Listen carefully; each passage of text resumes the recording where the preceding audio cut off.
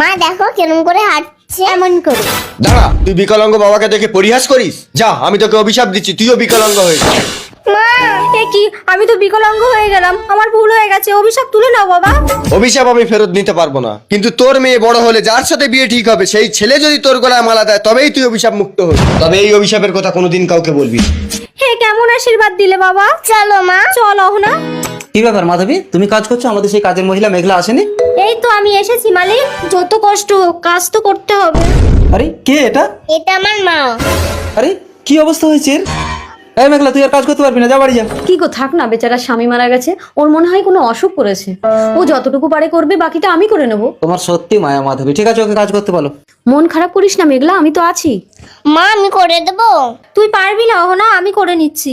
এই মেঘলা দে, আমি করে নিচ্ছি, দে। থাক মালকিন, আপনি আর আমার জন্য কত করবে। এইভাবে কেটে গেল 20টা বছর।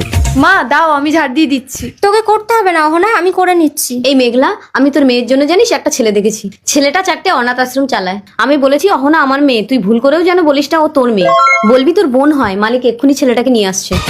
মা আমি তো মালকিনের ছেলেকে ভালোবাসি। চুপ কর। কি হয়েছে অহনা? দেখো না মৌখিক, তোমার মা আমার জন্য ছেলে দেখেছে। চিন্তা করো না অহনা, সব ঠিক হয়ে যাবে। উজ্জ্বল বাবু এসো। নমস্কার। এসো বাবা, বসো। মা অহনা আয়, এটা আমার মেয়ে। আরে আমার ছেলে মৌখিক। আর ইনি কে? ওটা তোমার বড় মেয়ে। সে কি, আপনার বড় মেয়ে থাকতে আপনি ছোট মেয়ের বিয়ে দিচ্ছেন? এটা আমি মানবিকভাবে কখনোই মেনে নিতে পারবো না। আমি 4টে অনাথ আশ্রম চালাই, আর আমি সেই সব মানুষদের সবসময় সাহায্য করি যাদের জীবনটা অনেক কষ্টের। তাই আমি আপনার বড় মেয়ের গলায় মালা দিয়ে ওর জীবনটা সুখের করতে চাই।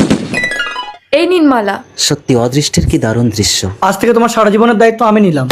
অভিশাপ মুক্ত। মেঘলা, কে তুমি? ওটা তোর মা, তুই তখন ছোট। আমার অভিশাপে তোর মা এতদিন বিকলাঙ্গ হয়েছিল।